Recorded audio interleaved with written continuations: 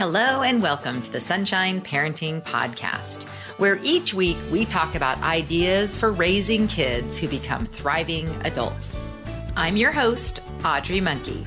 I'm a summer camp director, writer, and speaker, and I've had the privilege of working with thousands of children, teenagers, young adult counselors, and parents over the past 3 decades. My husband, Steve, and I are raising 5 kids who currently range in age from 15 to 25. So my interest in raising kind, optimistic, self-reliant kids who become thriving adults is personal as well as professional.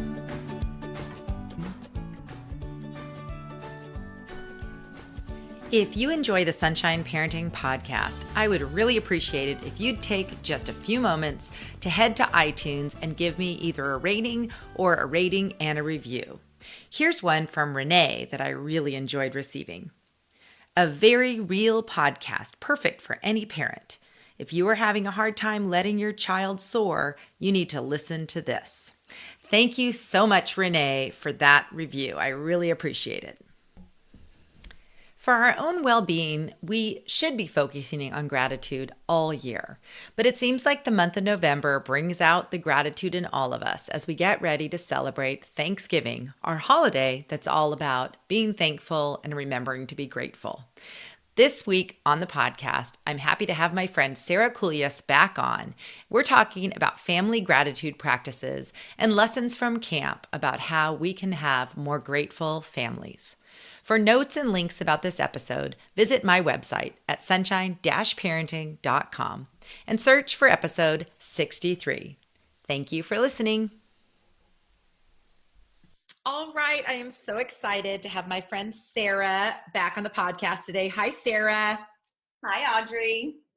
So this month is the month of Thanksgiving, and we all like to focus on gratitude all year, but this month in particular kind of really brings it home. So today, Sara and I are going to talk about gratitude and how we practice gratitude at summer camp and how we can bring some of those practices home. So we're hoping to give you some good ideas for just having a more grateful family.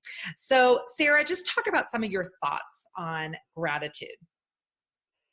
Well, it's probably one of my favorite character qualities. And if any of us think about people who've impacted our lives greatly, probably gratitude is among their finest qualities. So it's something that I so appreciate the positivity and the infusion of that goodness into my life from those who are grateful folks.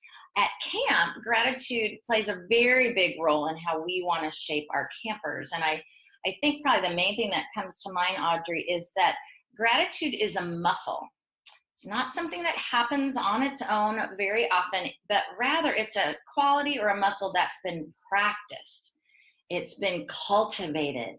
It's been reinforced and modeled. And I think when we are intentional, whether with little tiny children or even young adults, we see their level of gratitude, their spontaneous gratitude, their muscle of gratitude grow over the course of a summer. And it's never too late to start exercising that muscle. One thing in particular I've been thinking about more recently is, as a habit, something precedes the habit. What we notice, how we feel and think, causes that habit to be enriched. So, for example, what we found with our campers, when they know all the names and faces of the maintenance staff, and they've played ping pong with them and ate lunch with them, and then when they see them cleaning their bathrooms, their gratitude to their now friends soars. And it's not uncommon during free time to see campers making posters that say, "Thank you for cleaning our bathrooms today. Thank you for washing our dishes," because they're now thanking friends. And there was some thought and feeling that happened before that beautiful, authentic gratitude was shared. I'm sure you see the same at camp too. Well, I love that. And I think one of the things that you talked about before we started recording that I want you to share again is how you also practice that same habit of recognizing and thanking service people just throughout your day. So why don't you share about that? Because I think that that really ties in nicely, this practice that you have at camp that you've also brought home to keep up that gratitude muscle all year long. Oh, sure. I this happened a couple years ago, and it dawned on me that how much our children watch us treat those who serve us. The person who bags my groceries, the person who refills my iced tea at a restaurant, or gives me change at the drugstore. And I started every time someone serves me, I've started loud and clear enough to say thank you, but I've also added my friend at the end of that sentence. So when my iced tea is filled, I will say, thank you for the iced tea, my friend. Thank you for bagging my groceries, my friend. Thanks for letting me in line, my friend. Because I wanted my own kids to see that I considered these people serving me as part of my community, part of my world, and that I respected and cared for them, whether or not I knew their name. I think it just connects us more. And my hope is that it causes us to treat everyone with the same deference and care and respect. Oh, I love that so much. And then I was thinking as you were talking, in some settings, people are wearing name tags. Mm-hmm. And so if they happen to be, if you, or you happen to remember their name, like I haven't been doing the my friend thing, but I have been like when someone says, hi, my name is Gina. I'm going to be serving you today. I'll say, oh, hi, Gina. Like I try to, that's part of the friendship skills that I always think about is saying the name after you hear it to try to help remember it. But how amazing would that be if your kids hear you, like if you remember your server's name, for example, and they pour you some more iced tea and you say, oh, thank you, Gina. I think that would be really cool too. Like, cause everyone loves hearing their names and it's like adds that human element to it too. That's brilliant. That's brilliant. And another really important life skill. Yeah, so I just thought of that because you always spur on so many good ideas for me. The other thing that I have not done the my friend, I think that's I don't know if that it might be hard for me. That's so you. I don't know if I can do that. But what I have been doing, it's so funny, is making eye contact with the person pouring my water because usually that's like a bus person or somebody and I'll just like they pour my water and I look up at them, eye contact and say thank you. Like so that it's like again I'm not just sitting, you're a human, you're helping me drink water. I don't know. I love that. And what a simple way for us all to go through life expressing our thanks for these people around us who, make our life easier, are making our meal better, or whatever it is that's happening. I love that. That is so great. Okay, so that is such a fun way that you like have taken home kind of your gratitude building muscle that you've practiced at camp and you also do it with your kids and are modeling for them. There's another activity that I know we've talked about in previous podcast episodes, but it's just so good that we're going to talk about it again. Talk about your flower ceremony at camp and how that is another way that you're really promoting this character trait of gratitude in your campers. Oh, sure. It's called Flower Sunday. It's a favorite tradition at camp that we do every session. Our sessions are 2 weeks long. And in the middle of the session, we have chapel. And then following chapel, every camper and staff member is handed a daisy. They're just a simple daisy. And we invite campers and staff to go to each other and share an affirmation or a gratitude. The goal being that I keep handing away my flower, but then someone would come and hand me theirs. And as I receive one, then I give one out. And we hope we are empty-handed by the end of the sharing time. But it's wonderful to go to a new friend I met on the bus, for example, and say, thank you for being my first friend. I was so nervous on the drive up, and you told me what to expect and made me feel safer. Or for a camper, it's not unusual for a camper to go to a staff member and say, thank you for making me feel like I belong. Thank you for listening. I really enjoy going to campers who I can count on to be community builders and to say thank you that you are always an includer of anybody who's different or the same. And I can count on you to make camp a better place. So it's an affirmation and a gratitude tied up together. And having a token, I think tokens are really powerful, whether you're passing a leaf or a rock or a button or a flower. Kids, well, humans love tokens. It's a memory maker. Mm. How do Well, you guys, I'm sure at Gold Arrow, you have these built-in traditions of gratitude and affirmation as well. What do those look like? Well, I love your idea of having it be at like a specific day and time. And I love the token idea. Really the main thing we do is our wows. And it's this, it's like basically a big gratitude bulletin board. And we have these little wow notepads, and it's just a chance to, again, give affirmations, give thanks, acknowledge that we see great things happening, and anyone can fill them out, the campers, the staff. When you were talking about your service people, a lot of ours will be to the kitchen staff. And what happens is that the board gets filled up every day with these wows. And then at our morning assembly, a few of them get read aloud, like maybe 3 to 5 are read aloud.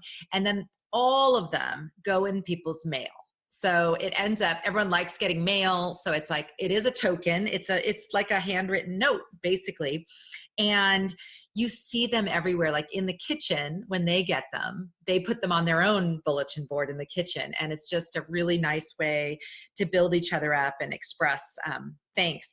What, again, as you were talking though, what I started thinking, I love wows, and we actually encourage our families to try to do something like that at home. But what I was thinking is, what if, Thanksgiving's on a Thursday, if we just had in our families like a tradition called Thankful Thursday, and did one thing on Thursdays that's of thanks to another person, whether it's a text or a note or a phone call. How great would that be if just once a week we make it a tradition in our families to express thanks? I love the regularness of it, that habit, like a throwback Thursday photo post, thankful Thursday. Who haven't I thanked in a while? I think it would really challenge us to broaden, the list of those that we notice and thank. I love the regularness of it. So I haven't done that. I just thought of it, but I just thinking, even if, and again, that could be a thing that like you and I, we can model that for our kids. We could always just say, hey, I'm going to try to do this, maybe just for the month of November, maybe all year it will start being a habit. I really want you to share about something that we both have learned about in our study of psychology and well-being, is this idea of sharing every day 3 good things. I'd like you to share again how you've really made that just a huge habit of yours over the last couple of years. Well, sure. You and I were both at a conference when we heard about the research behind gratitude, and the research finding that for those who express gratitude even right before bedtime, even if it was a hard day, even if it was a boring day, just to name a few things that we are grateful for, our sleep is deeper and better, our view of life and optimism is stronger, our well-being is rejuvenated. And the speaker challenged each of us to, just for a couple weeks with some friends, at the end of the day, share 3 good things that we were grateful for of the day. I picked 3 friends who were pals close by in my 20s, and now we live all over the United States. And we just texted each other 3 good things every evening for 2 weeks. Well, it's been 2 years. And we still, every so often, one of us will miss a night, but we just list off our 3, sometimes 5, sometimes it's only 2 because we're digging deep, good things with each other. And what it has done to our friendship, to help us know where each other's at, to help us know how to encourage each other, celebrate with each other, pray for each other. It's been amazing. But like, I'll climb into bed at night and go, oh, I forgot.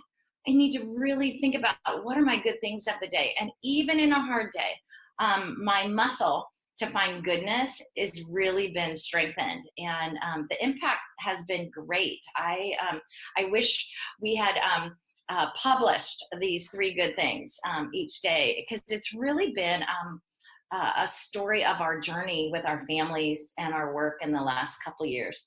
But I would urge anybody to grab a friend, and and if that isn't practical, to I need the accountability. I need friends to say, hey, what are your 3 good things? But you could even do it in a journal, and what a precious thing even to share that with your kids in time, that they would see, wow, this is what mom is grateful for, this is what dad is grateful for. That would be something special. Oh my gosh, I love that. And I really want to copy you. I haven't done it, but I will say my daughter is doing it based on our, the podcast episode we did about friendship. And you shared about that. She has, I don't know if it's 1 or 2 friends from college, because she graduated from college 2 years ago, and they're in different parts of the country. They are sharing their 3 good things. Oh, I'm so glad. That's wonderful. Good for them. I love that connection point, and I think that's great. We've done in our family, when I had more kids at home, we're kind of dwindling here, but when there were more of us here, we would do that. We switched from like highs and lows to 3 good things as our dinner table sharing, because I couldn't get them. I had us all make these really cool like gratitude journals, but as a side note, boys are not quite as into journaling. So the journals really resonated with my daughters, the boys not so much. So gratitude journals kind of fizzled. We all had our own, and for a while we tried to do them, but it really didn't work out. So the verbal sharing of 3 good things is such a great practice with kids, whether it's at dinner or at bedtime. And like you said, even for kids, or especially for kids who are going through kind of a down time, what a great reframing of, you know what, even on the worst day, there were a couple good things today. Something went well. Yes. There's a sort of a silver lining somewhere. Yes. I just remembered another gratitude practice that I had forgotten to mention earlier. Audrey, I have a friend who has little slips of the really pretty paper that she keeps near her Christmas tree over the holidays. And whoever comes over, whether it's family or friends, they write something they're thankful for, and they clip it with these cute little clips to the Christmas tree. And so the Christmas tree has all these ornaments and lights, but then over the weeks, there's this little gold paper with these little, sometimes it's just a name, sometimes it's an accomplishment, sometimes it's just this, so grateful that I, got a half day at work, or anyway. So the tree is really cute. It's covered with these little gratitude slips. Isn't that brilliant? Oh my gosh, I love it. And the other thing I love about it, I've done that same kind of thing, like a temporary thing sometimes work better. Cause you know how, like I've done around Thanksgiving, we have a bulletin board in our kitchen, and I just take everything off of it. And I had my husband, who's very artsy, create these little cards. They were like gratitude cards, and people could just write one thing on them and then stick them on the board. But it's one of those things that if you tried to do it all year, it would just kind of peter out. And it would for me anyway, because I just lack that consistency, and so do the rest of my family. But just for like around Thanksgiving or that week, it totally works to just have these things. And of course, with kids who weren't like as naturally wanting to do it, I would just say, okay, everybody just do one tonight, let's just put one up. But so I like that. I love that Christmas tree idea, or something that's more of a short-term thing, because you can stay more focused on it, and I think be a little more intentional than if you're trying to make it this all the time thing. Actually, I think that's a really good idea. We often will get overwhelmed by something that's a 5-year project. But again, we're talking about ways of building muscle for gratitude in ourselves and in our kids, and short bits and pieces work. Yes. So I think, yes, I love this. So let's just go back to the journaling thing. I actually, again, not 100% consistent, but I've actually switched. I do a little morning journal time most mornings, and I've switched to putting my 3 gratitudes first. I just put 1, 2, 3, because I wasn't really being good about, I don't have a texting friend or anything like that right now. And that's been a good way too. I think whatever way people can do it that works for them is so important. And I think that modeling that you talked about, we cannot raise grateful kids if we're not promoting our own gratitude, and all of us can get better. I mean, I'm already just inspired by listening to you of like things that I want to do more of to practice, to really grow my own gratitude muscle. Some of us are wired that way. We have a positivity that just bubbles out. And then some of us do have to work hard at keeping our eyes on the cup half full. I saw a card recently that said some people are a cup half empty. Some people are, when they see a cup, it's half full. I see a cup and say, who isn't cleaning up the dishes? And I appreciate that because I can be so task focused. I could have bought a dozen of those. I can get so task focused that I actually get off track. And so some of us have to work harder, but oh my goodness, the benefits have been a delight. Yeah, see, that really hit home for me. That's one of my problems is I tend to be I want to work on my gratitude. I'm going to write down these 3 things, but it's really should be more about the feeling the gratitude. You know what I mean? So it's like taking the task out of it and making it not about sending the text to my friends and not about writing in my journal, but about just taking a moment to feel thankful. Yes, yes. And to see these little moments of like, oh my gosh, I'm so grateful this very small thing happened. It actually impacted my day, or what, I was so thoughtful, this little thing. And a lot of times at the end of the day, I'm like, oh, I was going to remember that little thing and it's gone now. But at least in that moment, it brightened my day. It made it better. And it made me softer and kinder to those around me. I love that. Okay, so I think we really need to share. I love the Jamie Evans gratitude jar, reading it on New Year's Eve. So do you want to talk about their family's practice of what they did for gratitude? I actually don't remember all the details. I remember okay. We have talked about it numerous times, and I always think of him and their family when we think about gratitude jars. Yeah. But why don't you go ahead and share the details? Well, what I remember from it is they had a jar, and just on scraps of paper throughout the year, and however often they wanted, something they were grateful for, a person, an event, whatever, they would throw it in the jar, and the jar would just grow all year. And on New Year's Eve, they would pull each one out and read them. And it was like gratitude for this whole year. And oh my gosh, that just like, I love that. I don't know how many families do that, but what a great way to remember a year by focusing on all the good things that you sometimes, you forget, like, because sometimes what rises to the top is, the illness or the death of a loved one or something really bad that kind of dominated our thoughts for that year. But to take that time and start the new year reflecting on all those great things. So I love that. I thought we should do that. I thought we should share about that just because I think it's a nice honor to our good friend who really had wonderful ideas. Another thing that I wanted to just share before we close off, and if you have any other ideas, you can also add them, but something that we've done at Thanksgiving that's been a really fun activity, regardless of who's with us. We generally have, sometimes we have, it's our family, but usually we have some other people around. This year, I'm super excited. My son is bringing home a friend from Nigeria who it's too far for him to travel home. So we get an international friend here for Thanksgiving.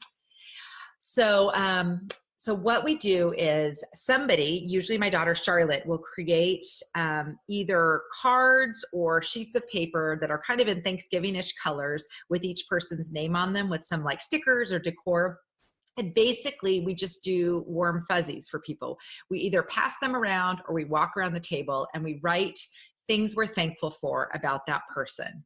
And, I save every single one. Love them so much. I will put, I'll try to find some photos of them and add them to this post because I think it's a really simple gratitude activity. And because it's Thanksgiving, you can usually get people on board for trying something that you don't normally do.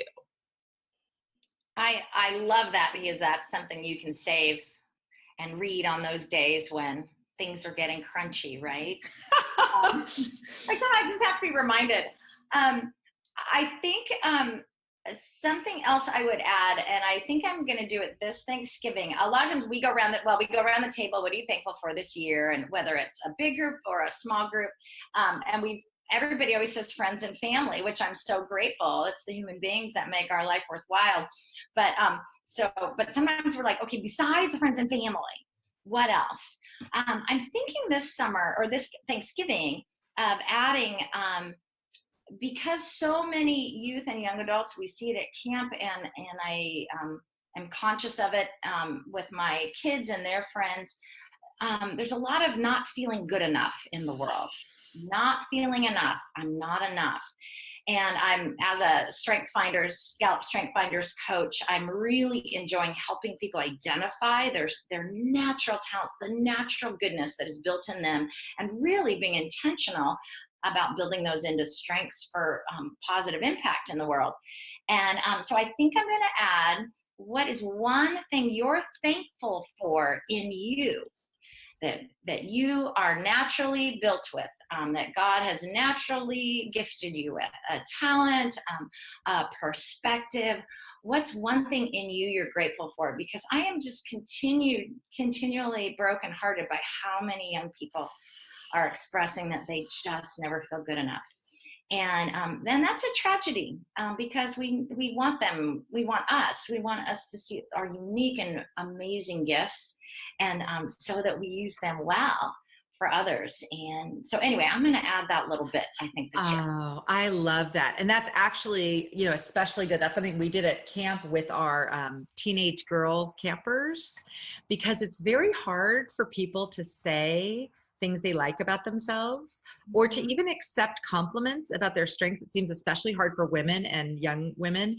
And so we actually did that, and it was very moving for the girls to be able to say, and it was about character strengths. One thing I like about myself is my ability to go into a room and meet new people, my being outgoing, or whatever it is, they could share. And wow. And then to get that affirmation from the rest of the group. So yes, I love that idea. I also was thinking when you were saying, like, the going around the table, because I think a lot of people do that, things, friends and family. I wonder if the rule can be, it has to be specific. Like, you know what I mean? Like it could be, it could be something about your family or a friend, but be specific. Like I'll just practice on you, Sarah. I am so thankful for you, my friend Sarah, because I feel like it's like our brains and our souls are somehow connected. You kind of think the same way I do. We make each other think better. And it's like, I don't know how to explain that, but I get better ideas talking to you than sitting by myself. We are synergistic sisters. That is a true thing. It is. Oh, I really like that, especially being real precise. I can imagine, for example, my mom hearing from her grandkids, Grandma, I'm thankful for you. But Grandma, I'm thankful for that journal you wrote when I was little, and you, because Mom was running too fast, but you wrote down all my little stages of development, Grandma, and I still have it under my bed. Like, I think that would be amazing for Grandma to hear the specificness. Ooh, I'm going to steal that, Audrey. Yeah, for sure. And then I think not only that, it can be a specific thing like that, like a journal, or it can be, what I love about you, John, is your sense of humor. Oh my gosh, you make me laugh. Yeah. Like every day this year, you've made me laugh with your sense of humor, and you bring that to our family, and it's so awesome. So whether it's like using your strengths thing and really pointing it out to them, or a specific thing they did that you still remember months later, something that they did for you. Oh, I love it. I'm so excited.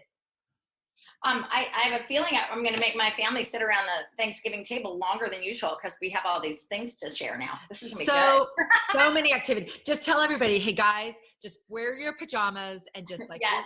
we're here all night. It's awesome. I love it. I love it. Okay. Go ahead. I also would encourage all of us, children have really good ideas themselves. And asking your kids, no matter what age, how do you want to show thankfulness this holiday, or even once a month? I bet our little people would come up with some super sincere ways of thanking, and we might be surprised. Oh my gosh, I agree. Kids always come up with these things that are so amazing. And often we think that we have all the ideas when they actually have better ideas, because they come from this perspective of just more innocence, less jaded by the world. I don't know. I love that. Wow. So true. Okay. So just to close out, we are going to add some more resources. We're both going to kind of compile some of our favorite books, ideas. I even have a Pinterest board, I remember, about gratitude. I'll put all those things in the show notes, but just before we finish off, is there any book or resource or something that you particularly like as it pertains to gratitude? Is there something that you've found helpful as you've tried to promote more gratitude at camp or in your family? There certainly are a few books that will come to mind. We can post those, but it just dawned on me that I actually sometimes read through the Psalms in the Old Testament. And sometimes when I don't have the words around my gratitudes, borrowing other people's words, borrowing the Psalms words, or borrowing a friend's words sometimes helps me frame those things. And that's been very moving and important for me. I love that. What a great idea. Well, I, of course, and we've talked about it before, and I think I've reread it. I've only read it twice, but the 1,000 Gifts book by Ann Voskamp, not only is it a good reminder to keep track or to remember things you're grateful for, but it also tells the story of like the journey from how much gratitude can change how you feel. Yes. And that it sometimes takes a little bit of time, but it does shape us. It does change us. So, well, I have just loved talking gratitude with you. It's been so much fun, Sara, as always. So thank you for sharing your wisdom on this topic.